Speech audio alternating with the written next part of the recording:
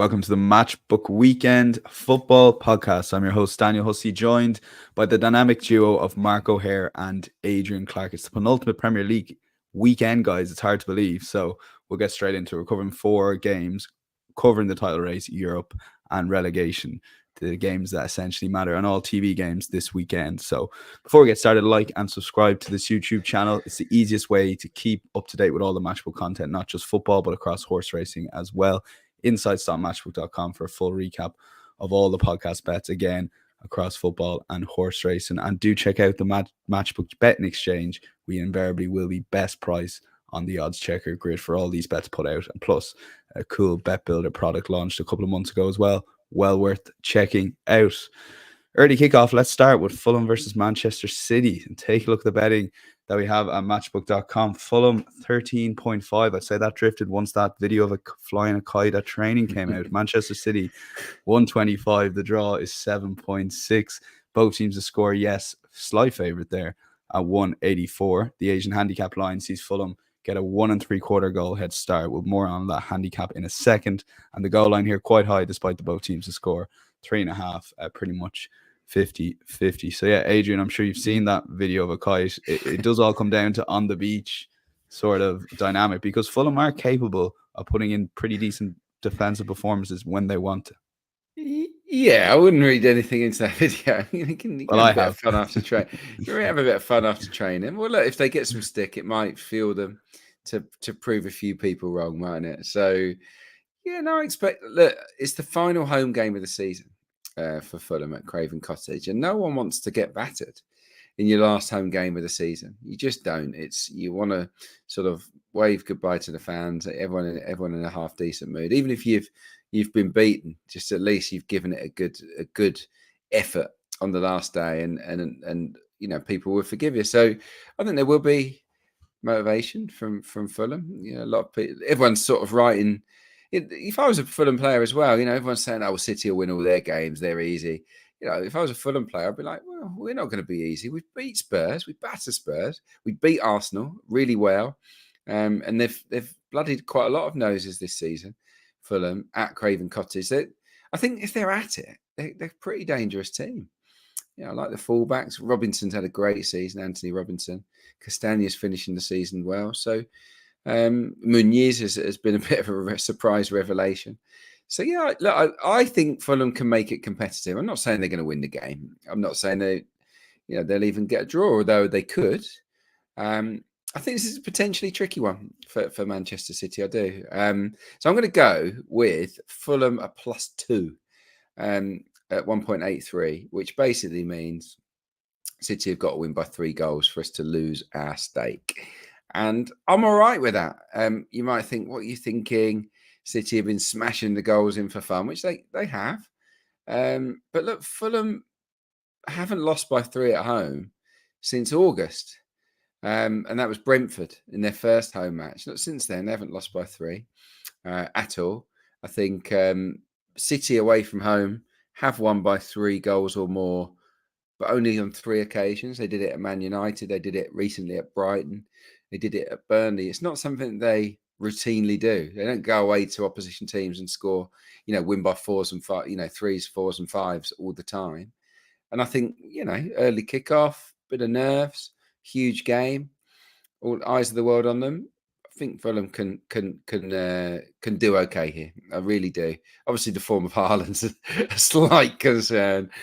4 goals, could have had 6 or 7 the other day. Yeah. He looked much sharper, didn't he, than he has done in terms of his movement as well. So,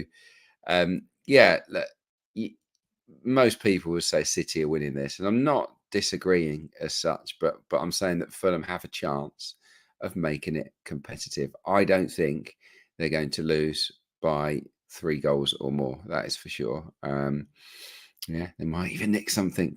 Come on, Fulham. Cool. This is what I wanted. Midweek, bit of optimism ahead of the early kickoff, Adrian. I like it. Fulham plus 2.0183. It seems, Mark, you have read a bit into the kite video, hence ultimately going against Adrian here. Not quite, but yeah, I will sort of oppose Adrian's view. I mean, in fairness, I said a few weeks back when Liverpool were beaten by Everton, but I expected another twist in the title race. And I believe that one of our Arsenal or City would slip up at least once between then and the end of the campaign. But it's looking increasingly likely now that both teams are going to win out from here. And Guardiola said as much himself last week. And I know that's to try and put a bit of pressure on Arsenal and a bit of mind games there at play. But maybe it's also to try and focus his own players' minds ahead of the run into. Arsenal are going to win their games, so we actually have to be at our best now to win our own 3 from here. So, they've got something quite historic at the end of the line here if they can complete the job. The first English team ever to win 4 successive top-flight titles. There's a lot on the line for City. Now, on paper, this might look like the biggest banana skin for City. What with Spurs probably wanting to do them a bit of a favour as well. But I think there's a few factors here that make City unopposable at the lines and prices, in my personal opinion. Firstly, no Champions League distractions now. So this side's had 2 free midweeks, which is a rarity for Man City at this stage of the season. And whilst they were poor at Forest in their last away day, they were pretty imperious last time out against Wolves, with Haaland back leading the line. Pretty imperious in their previous away game at Brighton. And the same could be said at Palace, where they scored 4 times as well. And that's the kind of standard of performance which makes me want to get City on side here in some way or form. Unbeaten in 32 across all comps, unbeaten in 20 league games, 16 wins in those 20, 6 wins on the spin, 4 goals or more scored in 5 of those 6 games. They've generated an XG average of close to 3 in that 6-game sample. The shots in the box count read 55-15. They really are starting to flex their muscles with the finish line in sight. And contrast it with Fulham, who I do think have dropped off a little bit. I don't really like the on the beach sentiment, but I think it's understandable if performance levels do decrease. Marcus Silva was trying to motivate his squad with the potential to qualify for Europe, even if it was an outside shot, but that's been sort of eradicated a couple of weeks back, and it's understandable really, but their standards have dropped a little bit. The last 2 efforts have been pretty docile, really, by Fulham efforts. The 0-0 at Brentford, which was, supposedly your biggest rivals. The 1-1 with Palace beforehand was pretty insipid as well. They've won once in 7 now, failed to win in 3 at the Cottage, failed to record an XG tally of 1.3 or bigger in 8 of the last 11, and they've also shipped at least 3 goals in 3 of the last 7. So I've got questions about their current form in both boxes, which is a concern when you come up against Man City in the mood that they're in right now. So include the kind of motivational factor here into the pricing, and I think there is a bit of juice here for City minus 1 3/4, knowing that a 2-goal win or more will provide us profits. So City's record away at teams in 8th and below, 11 wins from 12, 8 of those wins by 2 goals or more. They scored at least 3 goals in 7 of those 12 as well. Fulham have lost 5 of 7 at home to the top 8, and actually these 2 teams played each other here last April. City won the game just 2-1, but if you look at the numbers and you remember the game, Fulham had 1 shot inside the penalty area, and City recorded close to 3 expected goals. So, it was a lopsided 2-1 in City's favour. I don't expect it to be quite so one-sided, but I think it's hard to oppose City to win by at least 2 goals. See, I find that ominous, Adrian, working with Mark for a couple of years now, and rarely has he taken on the City handicap, hasn't he? Rarely taken it on. It's like he wants them to win, isn't it? It's so frustrating. Really does. He wants Arsenal to be scuppered again. But you can't argue with the numbers and the form. No. City are on tremendous form. I just think away from home they give you chances. Not that many clean sheets from City on the road. I give Fulham a shot at scoring in the game. But it's I can't say Mark's wrong in anything he said. No. Yeah, the Forest game 2 games ago might give Arsenal fans a bit of hope, but we'll lock in City minus 1 3/4 goal, 185. That's half your stake on minus 1.5 and half your stake on 2.0 on the Asian handicap markets on the Matchbook Betting Exchange. Let's go to Saturday, 5:30 kickoff. Nottingham Forest versus Chelsea. I mean, this is a really intriguing encounter here. Forest 3.8, Chelsea starting to play well again, 2.04. The draw is 4.0. Both teams to score, yes. Favoured heavily at 1.5. The Asian handicap line will see Forest get half a goal head start at 192. The goal line here 3.5. Adrian, back to you on this one. We've sort of got Chelsea right throughout the season in terms of moments to take them on. I guess it's almost harder to read them now because suddenly the run of results, their performances, especially in attacking areas, they feel like a top side again. Yeah, and they're sort of chasing down a spot in Europe, aren't they? So they're a tough team to get a read on. And the bottom line is their form line is actually pretty good. They've only lost once in 12 games. And of course, that was a 5-0 mauling at Arsenal. But, aside from that, their record of late has been pretty good. A few draws in there. But yeah, they've found some form going forward for sure. It's not just Cole Palmer. Even Jackson started scoring. They look more of a team at the moment, Chelsea. But this is a huge game, isn't it, for Nottingham Forest, who were denied a point back on their appeal. So that's a little bit of fuel for them going into the weekend. But the motivation is clear, isn't it, really? Win this game. And really, they send Luton down because their goal difference is so superior. So there's a massive, massive motivation for Nottingham Forest on a Saturday evening at home to, let's face it, a Chelsea side that are get-atable to go and secure Premier League survival. I think, City Ground is a tough place to go, especially when there's something big riding on it. And I think Chelsea's mettle or their desire has, we've questioned it at times this year in difficult moments. And I think here, Forest could give them some difficult moments. I've got an interesting one for you. I'm going to go double chance Forest or the draw. So sort of opposing Chelsea here. And both teams to score on the bet builder. And it comes out at a nice 2.4. And you get a whole stack of score lines. Obviously, you get all the score draws and, Forest winning with both teams to score, with both teams scoring. Just a few numbers. If you discount matches against the top 5, Forest have only had one blank at home all season. That was against Everton. They almost always score.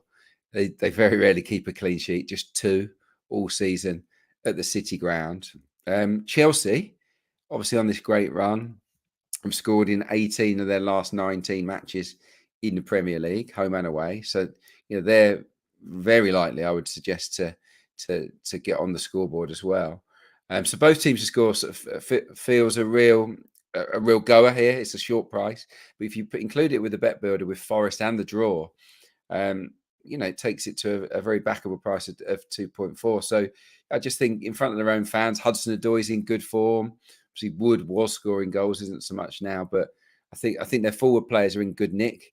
Nottingham Forest, they can get at Chelsea and cause them problems in the game. At the same end, I'd expect Chelsea to create a few chances as well.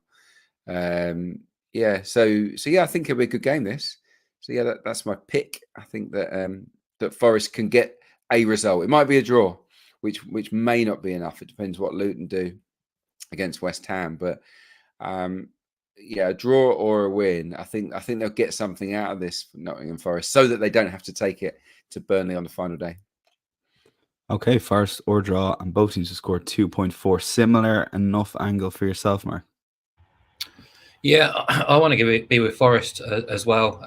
Showed reasonable adversity. I know it was Sheffield United, but they had to ride their luck a little bit last weekend, especially after going a goal down. But their quality in the final third shone at times, and we've talked about that routinely now on the show. But in terms of bottom half teams, you'd probably take Forest's forward options over most others, really. And obviously, this is a very pivotal game now, as Adrian's outlined, with the points difference and goal difference between themselves and Luton. But I quite like them here as underdogs. Close to 3-1, which is a big price.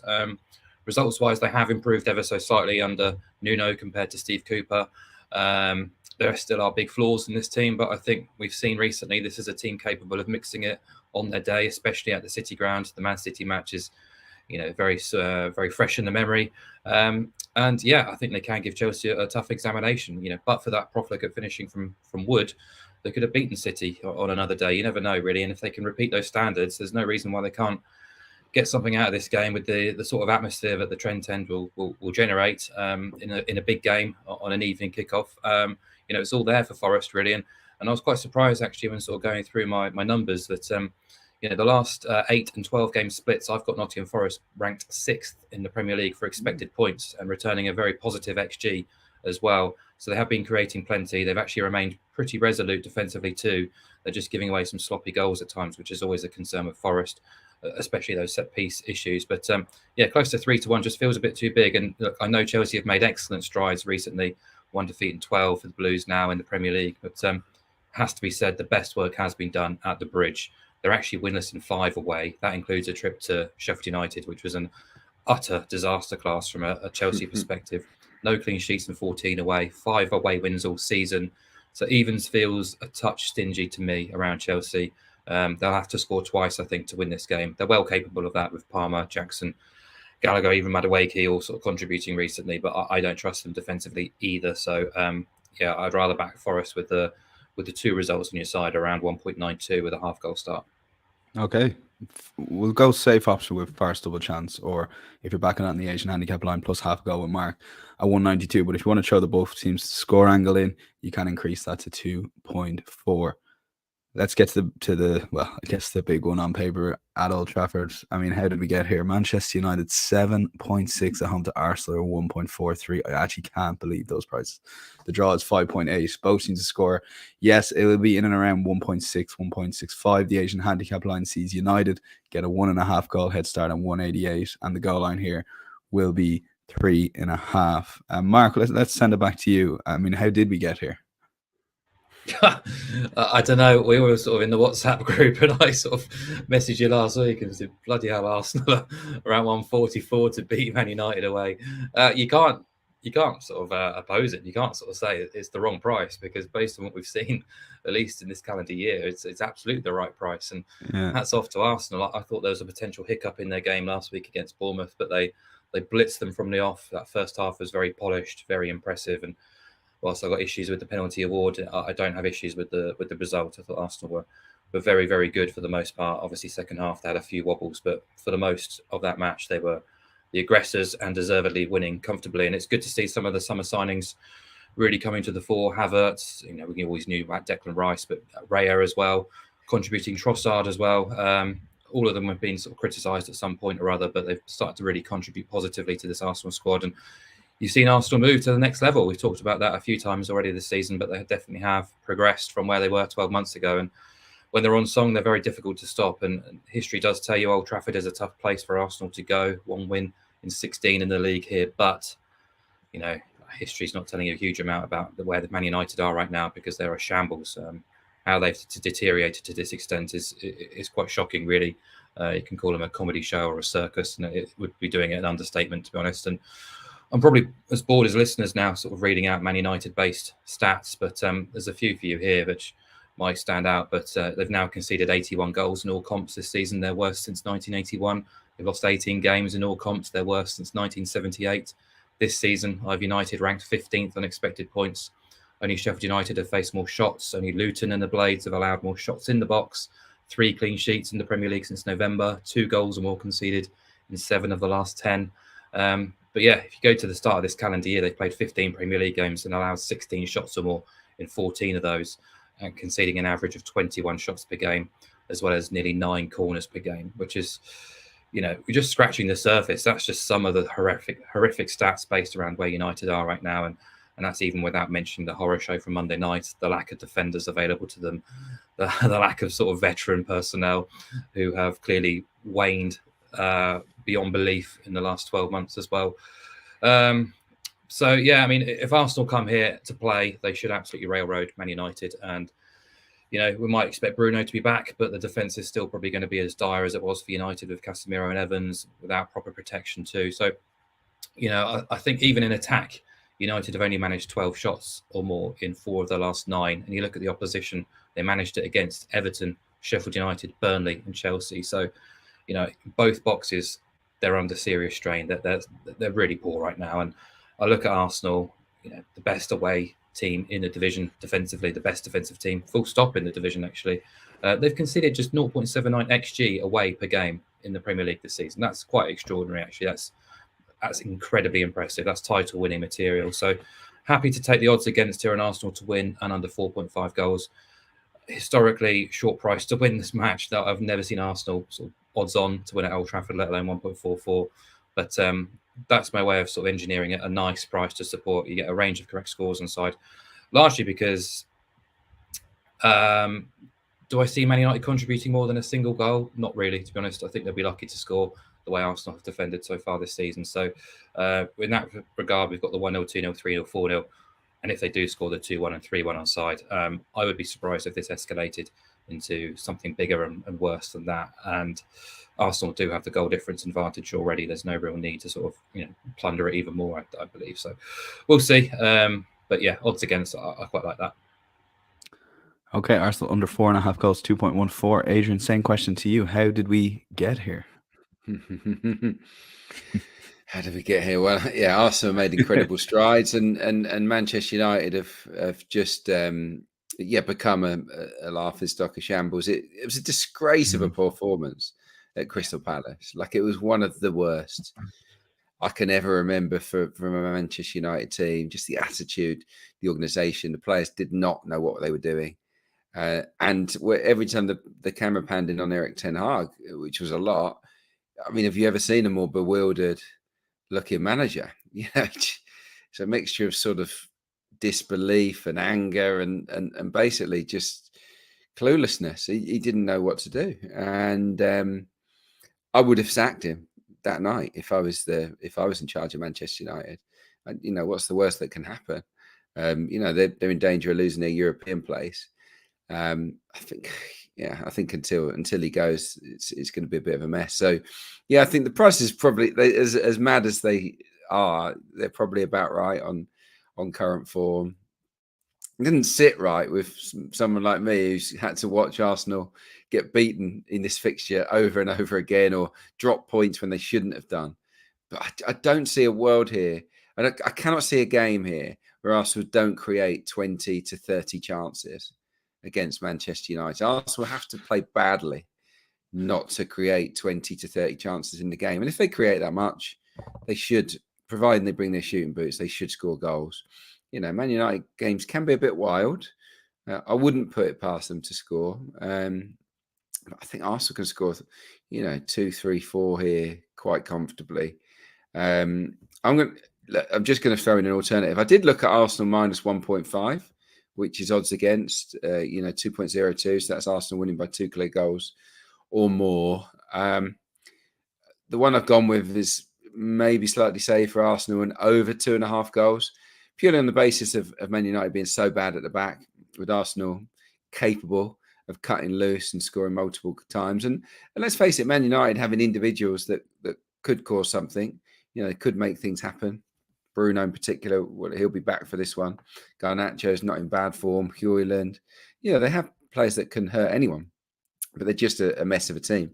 So yeah, look, eight of Arsenal's 12 away wins have seen over 2.5 goals, and this is an interesting one. United at home to the top 11 this season. They've kept 1 clean sheet. They've let in 1 goal once. They've let in 2 goals 3 times, and they've let in 3 goals 3 times. This is at home, at Old Trafford, against the best teams in the Premier League this season. So I think Arsenal can score 3 goals in this game and see this bet through on their own, to be honest. Arsenal over 2.5 goals for me. I just think they're playing so well at the moment. I can't see how United will be able to contain them. The improvement would have to be gargantuan, and Arsenal's regression would have to be huge. Okay. Arsenal over 2.5 goals. Let's lock it in. Safer option, just in case the game escalates. 179 mark with a bigger price option with the under 4.5 goals, 2.14, but both thinking 143 is about right. Aston Villa versus Liverpool, Monday Night Football. Perhaps not as much on the line as this could have been a few weeks ago, but if Spurs beat Burnley, Villa will probably still need to at least try and get something out of this game. Villa are 4.3 underdogs. Liverpool 176, the draw 4.8.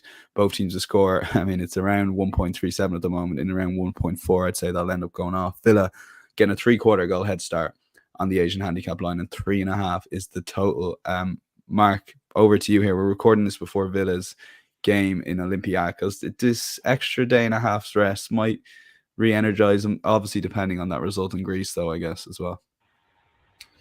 Yeah, you'd hope so. From a Villa perspective, they have looked pretty tired of late, and I am very conflicted with this game because immediately the Aston Villa price looks just too big to me. However, it's kind of obvious to all of us that they have looked fatigued, and they are involved in that game in Greece on Thursday night. So that becomes a bit more of a priority, I think, for Villa based on the top 4 race right now and Spurs' recent slip-ups. So we know what Unai Emery's like with with trophies and cup competitions. But then you've got the likes of Emi Martinez, Tielemans, Zaniolo due back into the squad, which will strengthen them a bit. If you looked at the bench options they had at Brighton, they were pretty limited, and that's probably why Emery only made 2 changes after the first leg against Olympiacos. But yeah, they're running on fumes. They did look sluggish, so I can absolutely understand if that's the reason why people want to oppose them on Monday. I just can't get away from the price, though. Villa 4.3. They've not lost consecutive Premier League games since May last year. It's a match at Villa Park against a big team. You know, irrespective of what happens on Thursday night, they won't want to be embarrassed at home on a Monday night on the TV in their last home game of the season, for all the same reasons that sort of Adrian was talking about with Fulham against Man City. So I'm going to back them with a +1 start here, which is a bigger price than backing Liverpool to win. So we have the home win, the draw on side as payouts, and we get our cash back if Liverpool win this by an odd goal. Only Liverpool win by 2 or more sees that bet lose. Whereas if you back Liverpool, you obviously need them to win, and it's a shorter price. So for me, that's a much more palatable position, all things considered. Let's be honest, last week was a bit of a rarity from Liverpool since March's international break. Exclude the game at Old Trafford. We've talked about United and the shambles they are, but I think Liverpool have struggled to convince and struggled to perform consistently in both boxes, actually, really since March. And they look like their old selves against Spurs at Anfield, but the caveat being Tottenham were pretty amenable opposition. They were so soft, so inviting, and so easy to play against for the most part. But yeah, credit to Liverpool. They were forceful, they're inventive, they imperious. Even Salah sort of recaptured his pre-AFCON form as well. It was only really when they relaxed that things went astray a little bit. And if they do pick up where they left off, and of course they possibly could, they'll be hard to stop. But they're benefiting as well from being out of Europe and having that kind of crucial rest time. But this isn't Anfield, and I just don't think Liverpool quite warrant being 176. I'm not sure they will be at full throttle for this for 90 minutes, and therefore I think they're gettable, at least from a defensive perspective. And they have already failed to win half of their away games. They've won twice at the top 11. They've only kept 1 clean sheet in 15 coming into this in the Premier League, which I think is quite significant, because if that run extends here, which you would expect it to do with Villa being at home, they've only failed to score once all season. Liverpool need to score 3 goals or more for this bet to lose. And again, they're capable of it, but it's still quite a leap. So, I think Villa do score, and therefore I think Liverpool winning by 2 or more is unlikely, or less so than the odds suggest. So therefore I'm going to back Villa +1 at 179. Okay, price-based play, Villa +1 goal at 179. Adrian, over to you. We've always talked about those high goal lines throughout the season, 3.5. Like if you're recording this a few years ago, 2.5s will be across the board. So it is sometimes interesting when to target. Maybe the market's gotten too much overs, and maybe the unders under 3.5. That is. Yeah, that's how I view this one. Yeah, it's price led, obviously. Look, under 3.5. He's used to be heavy odds on. You wouldn't even think of taking it on, but you can get under 3.5 goals in this game for 2.12. And I personally just think in a Nuno Emery match where there's something on it, that I would always go low. I would always go low with Emery in that kind of situation. Think about Arsenal at Villa Park 1-0, Man City at Villa Park 1-0, Arsenal away 2-0. When they put their mind to it, Villa under Emery, when they really do focus on negating the opposition, they're pretty good at it. And I think they've lost a lot of sparkle going forward because of fatigue. Obviously, it's not ideal going to Greece, and they've got to expand a lot of energy to try and salvage something from that tie. So they're going to come into this pretty tired. I just can't call the game.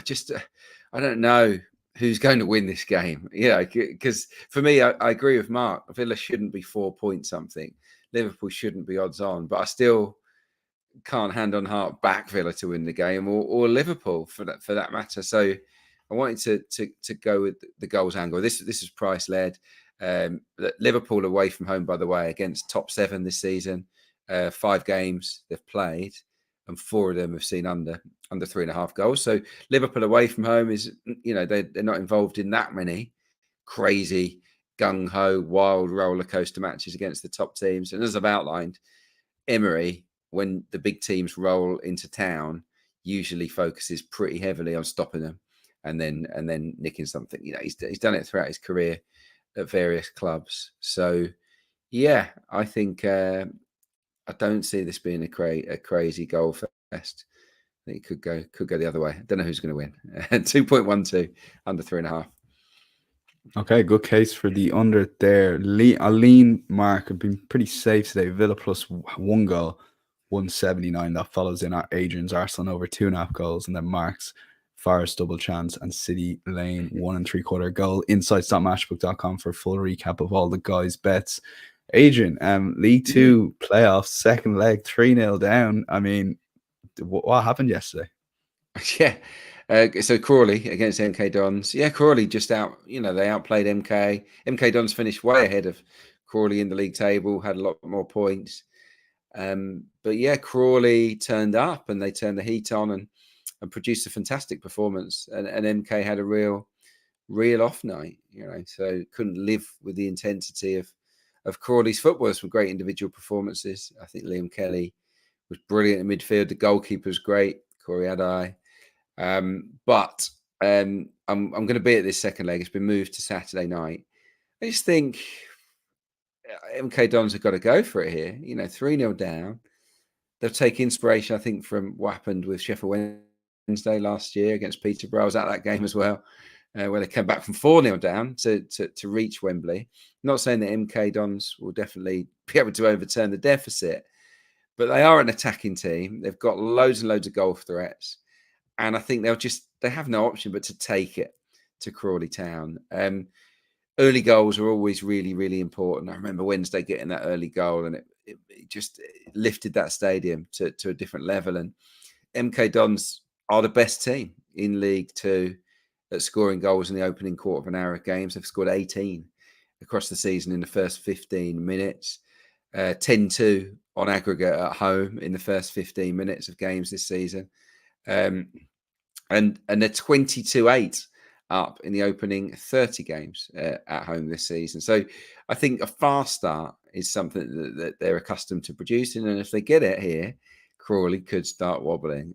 So yeah, I'm just going to go with MK Dons to win. I think the price is really good. I think on a team that's chasing such a big deficit, I think, yeah, and I don't think there is a lot between the two sides. I just think that MK have every chance of winning this game, whether it'll be enough or not to overturn it. I doubt, but they're more than capable of winning it in 90 minutes. 2.1 at home. I'm happy with that. Okay, let's lock it in. 2.1 MK Dons at home to Crawley. Mark, Serie A time here in a big game between Atalanta and Roma. Yeah, it really is a big game, actually, on Sunday in Italy. The top 5 qualify for next season's Champions League, and the battle to finish in that top 5 has really intensified of late. If you look at the current standings, you've got Bologna in 4th on 64 points, Atalanta in 5th on 60 points, but with the game in hand. Then Roma in 6th, also on 60 points, and Lazio in 7th on 56, with 3 rounds still to play. So this weekend it's Atalanta, Roma, 2 teams in direct sort of battle for that top 5 place. Now Atalanta have been heavily involved in cup action this season. They've reached the Coppa Italia final. They're in the Europa League semi-finals on Thursday. Their head coach, Gianpiero Gasperini, is really desperate to kind of crown this era with a trophy or 2. So that is their main focus, but they're not going to relent in Serie A either, because they are well aware of the prize at hand if they do finish in the top 5. So, playing Thursday, Monday, Thursday, Sunday is bound to take its toll at some point. But I expect them to be gunning for this game. And Roma have also been involved in European competition up until this round. They were locked out in the quarterfinals. So they're not exactly going to be, all sprightly themselves either. And actually, their own form has gone awry a little bit under Daniele De Rossi. They've only won 3 of the last 8 and put in some iffy performances on top of that too. So, but yeah, this is a massive match for both teams.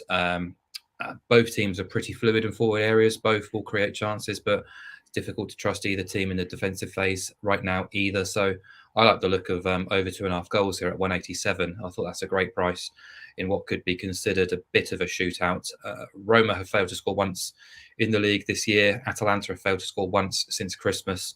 5 of Atalanta's 6 home games against the top half have gone over, Juventus being the outlier, unsurprisingly. And 12 of Roma's last 16 league games have gone over, including 7 of the last 8 away, where we've had a 2-2, a 2-1, a 0-0, a 2-2, a 4-1, a 3-0, a 2-1, and a 3-1. So quite happy to support both sides getting on the score sheet here in what should be a watchable affair. So overs at 187. Okay, should be a fun one there. Atalanta versus Roma, over 2.5 goals. Let's move on to long shots time. We'll start with you, Adrian. Luton. I'm staying well away from this now, to be honest. I'm scarred from a couple of weeks ago when I put Luton as a long shot myself. But I make the case they've obviously got a lot more to play for than West Ham as first start, I guess. Yeah, look, I just think it's a bit of a mess at West Ham, isn't it? Obviously, they've agreed to bring in Julian Lopetegui. David Moyes is not going to take kindly to that. Just wonder, what's his mood like? What's his morale like around the place? I would imagine he's feeling pretty glum, David Moyes, and having been in dressing rooms where the manager's on their way, it's a bit of a weird situation, and they're not in good form anyway, are they? I mean, they conceded 5 at Chelsea, 5 at Palace, 4 at Newcastle. Over the course of this season, they've lost 6 times against sides currently in the bottom 8. So, could Luton, highly motivated Luton that need something, they just need at least a draw.